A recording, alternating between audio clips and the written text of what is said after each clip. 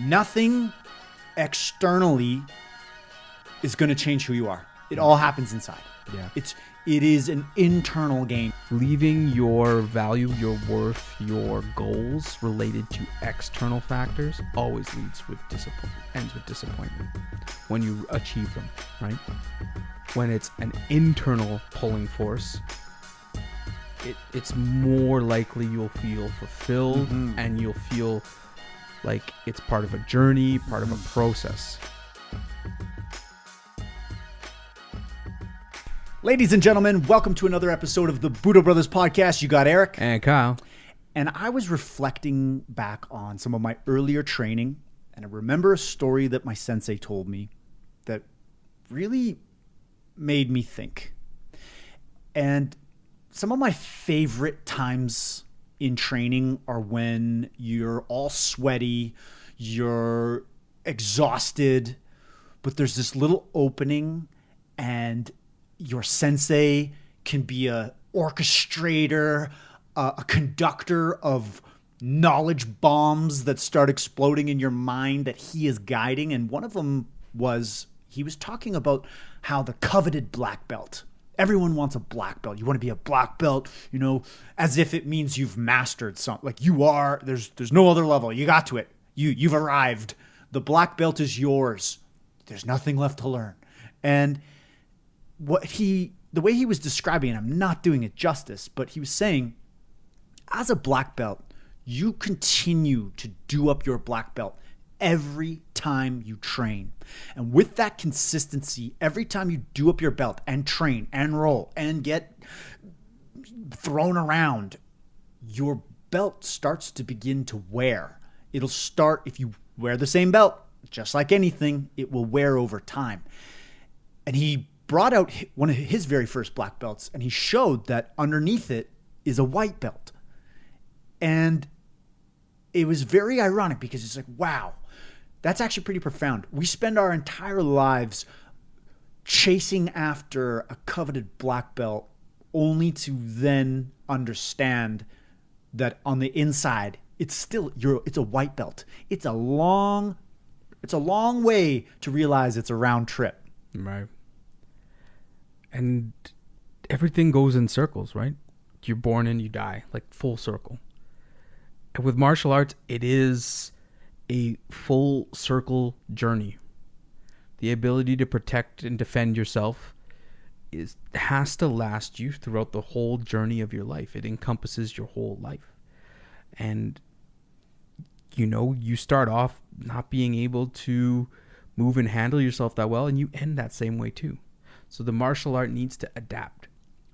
One of the things that I noticed that is the biggest difference between a black belt and maybe somebody that's beginning is that they realize that they don't know anything when it comes to just life in general and practice.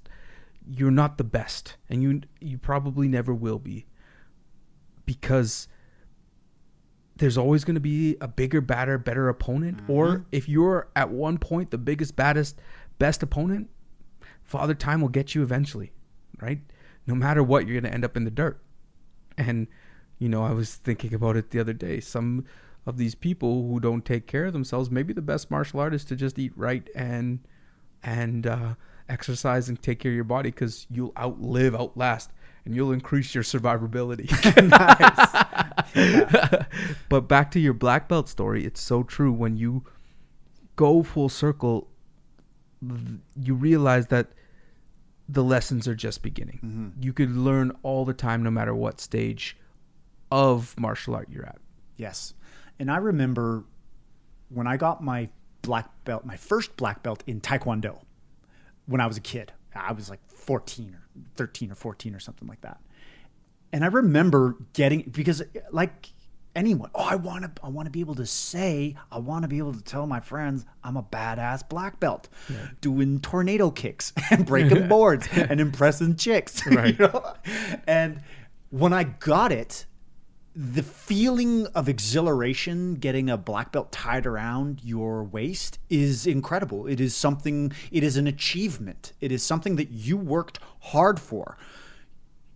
Regardless, in order to achieve the level of black belt in any art, and obviously there's varying degrees, and some schools just rack them and crack them, and you can you can get an online black belt, right? But if you're working hard towards something, and that achievement is encapsulated in something that you tie around your waist, when you achieve it, you get flooded with dopamine. It is incredible.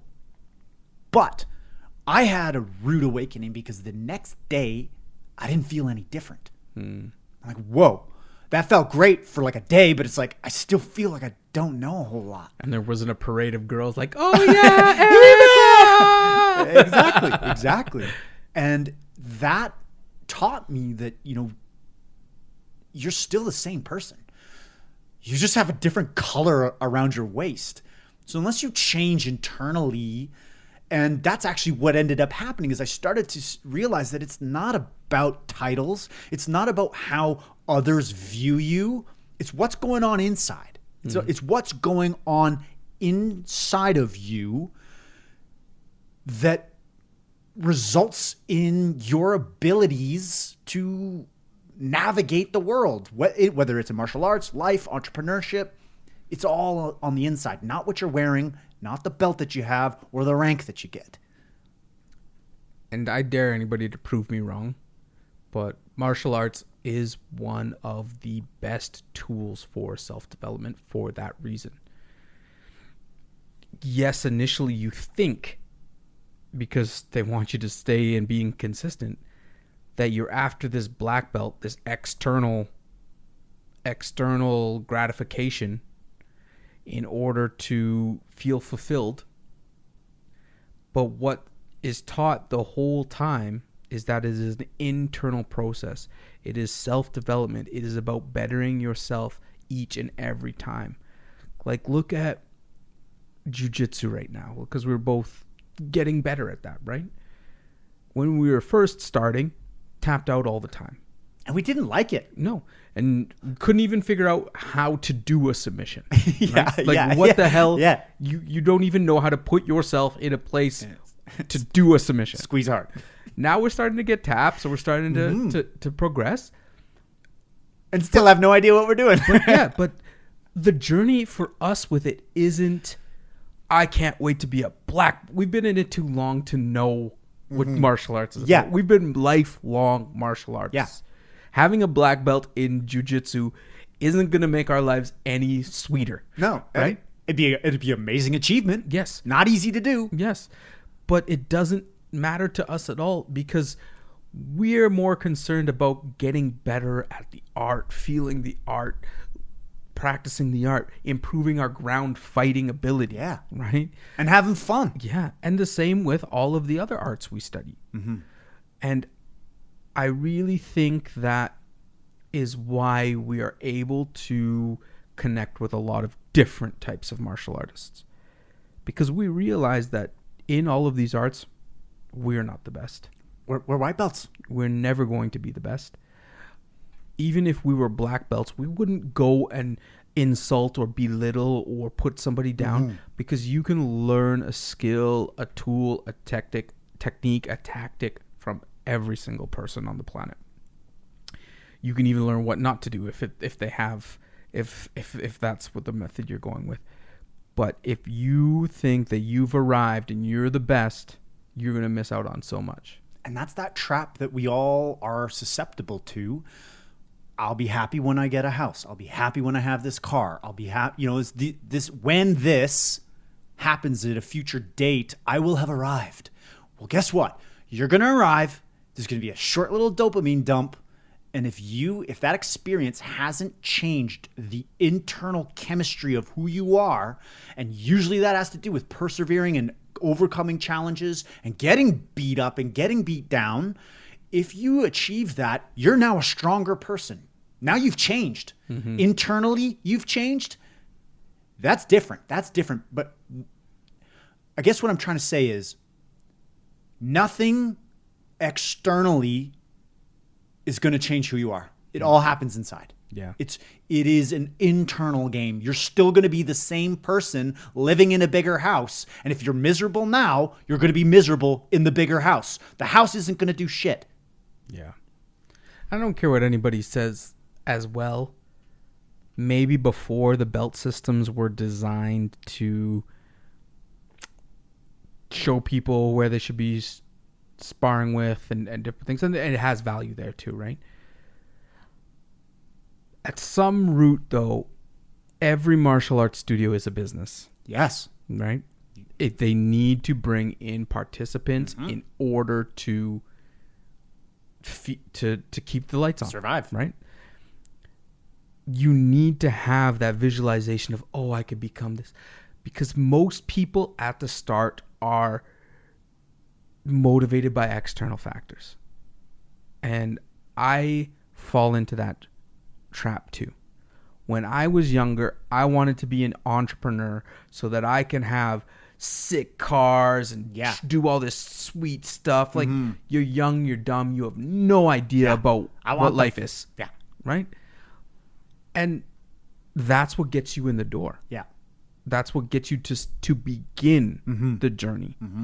And that's like martial arts. You walk into the mats, you get tapped or beat up or outclassed by this black belt, and you're like, I could one day do that to somebody. I could one day beat up somebody that bad. Yeah. No, but it's what allows you to visualize the rewards of participating. The goal. And goals are great. You need goals. You have to be working towards something, and there's nothing there. That's good. It's good to be focused. It's good to have a target. It's good to know that when you wake up today, you've got these things to do in order to get you closer to the goal. I think, though, the people who have made martial arts a part of their life, or people who have made anything a part of their life, have to have shifted that view. Because leaving your value, your worth, your goals related to external factors always ends with disappointment when you achieve them, right? When it's an internal pulling force, it's more likely you'll feel fulfilled and you'll feel like it's part of a journey, part of a process. Yeah. And I think anybody who's become a lifelong martial artist and devoted themselves to this craft has that internal pulling force. It's not that they don't have a metric of like, I need 900 black belts. Right. They're doing it for something within. And I can remember when I was super young, and I think it was just because I watched The Karate Kid, and it was like, I want to do that. I want to be a ninja. I want to, watching Ninja Turtles and all these things. And I didn't have like, oh, I want to be able to beat up people. No, it was just this calling, it was like this internal calling from inside. Like, this is the way. Didn't have an objective, but I just was drawn to it. And then all my friends did hockey, and I wanted to do hockey too. But my mom, being a mother of 4 kids, everybody got to pick one thing. You don't get to do hockey and martial arts. You have to pick. And I remember that day because I was like, oh, well, all my friends, I'm not going to have as many friends because nobody wants to do martial arts. But I want to do martial arts, and I don't care about hockey as much. And I made that decision. At a young age, I was probably 5 years old. 4 or 5 years old when I had to decide, it's hockey or martial arts. And it was just this internal, like, this is an easy decision.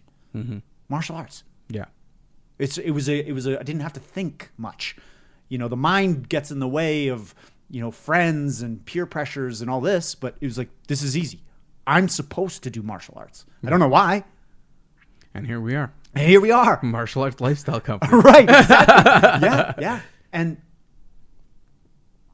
one of my sensei would always say, never forget your first earnest intention. Never forget your first earnest intention. I had an intention to start martial arts. Never forget that. And now, after trying dozens of businesses, most of which have exploded and shrapnel everywhere. I can't point to one other than a couple bunt hits. The only one of my businesses in my entrepreneurial life that have a shot of proving a workable business is in line with my very first earnest intention. Very cool. Very So cool. there's something to that. Yeah. And there's a reason why CEOs, entrepreneurs, successful people, driven people do martial arts. They do all these different practices because there is something about the self-development within it that is so powerful for reaching these high heights, constantly mastering yourself and constantly working on perfecting an art, perfecting a skill set. You could be doing Aikido, but that practice of perfecting it over and over, being more meticulous, more efficient, more, I guess the best word is efficient, as you age, as you go through it. The goal of martial arts is not to work as hard as possible at all times. It is to be the most effective, efficient, and accurate as possible so that you don't have to. And that's why some of the best martial artists age really well, because they figure out how to do things more efficiently through consistency. Yeah. And they've developed skill where you don't have to rely on brute strength when skill fails. Right. Right? You see it. You see it all the time. Like, how is this 70-year-old tapping and going round for, like, I'm about to puke. Right. This is a boxer, Sterling. He's a boxing coach in Edmonton. This man is 70 years old, doing pull-ups, smashing pads, and he is in ultimate physical condition because he chose to do martial arts. I've never seen anybody operate at that capacity at that walk of life. Ben Lim is another example. 70 years old, doing flips and landing on the ground. Yeah. Like, no problem. Yeah. Some 40-year-olds have a problem walking up a flight of stairs. Yeah. And this man's Out of flipping breath. and landing. Yeah. But it is that constant self-improvement, all the values contained within this thing, right? It's such a vehicle. It is. And that's why it's such a beautiful vehicle. And that's why I know we're inspired to bring this to more people. We want to inspire parents to put their kids in martial arts. Have them try it. As parents, if you've never trained a day in your life, give it a shot. You might just love it. And it might ignite something inside of you that you didn't even know was there. Yeah. And we are also trying to develop our own martial art called Joy-Jitsu. Yeah. Eric and I feel that through overcoming all of these challenges, these persevering moments, these life skills, the things that we've learned from our senseis, from our teachers, from reading, from starting this path of warriorship, has allowed us to live joyful lives. And we want to share some of those inspirational or educational moments with everybody. So we're really doubling down, and we're trying to come up with a Joy-Jitsu book. Yeah. Yeah. Who would have thought we were going to be writing a book? But the art of Joy-Jitsu. Yes. That's a beautiful art. Learning how to extract joy out of life, how to live, get back in touch with our natural state of joy. A young baby that it's joyful, young. We're born that way. Yeah. And then life throws you around, and you're taught all kinds of things. And before you know it, you're miserable. Yeah. How do we dust all of that off and get back to our true state of joy, the human beings that we all are? That, to me, is what Joy-Jitsu is about. And as an observer looking in at a group of martial artists, slamming, punching, kicking, hitting, bleeding, and still smiling at the end of it all. There's something within that, right? You just got beat up and you're smiling after. And this is the power of what we're doing by practicing martial arts. And we just cannot wait to share that with more people. Our company mission is to share this with as many non-martial artists who become martial artists as possible. And we try to do that with videos, especially because it's our way to get exposure to people who are like, Yeah. this looks kind of cool. Yes. I want to do this. And how many DMs have we gotten? Hey, guys, I love your videos. I've never trained in martial arts, but I've always had a respect for it. Where do you guys have a school in Los Angeles? Do you guys have a school in Philadelphia? You know, like, it's working. Yeah. People are viewing our content and saying, whoa, I could maybe try this. Yes. And if we are the little catalyst that sparks someone to try martial arts, mission accomplished. Definitely. Budo Brothers Challenge. If you haven't tried martial arts, and I would be shocked if you're listening to this podcast and you haven't tried martial arts. But if you are a listener that has not tried martial arts, that is the challenge, is to go enroll in a local school, a martial art of your choice, try it. And if you are a martial artist, I got one for you. all right, If you are a martial artist, try to loop friend, family, or some acquaintance Yes. into testing it out and trying it with you, and give them the most amazing experience when they go. Beautiful. Yeah. That's a good challenge. If everybody does that, everybody brings a friend to drop in one night. We That's would how have, you- that- would have added a lot of martial That's artists. beautiful. To the All right, you have your marching orders. Get to it. Until next week. See ya.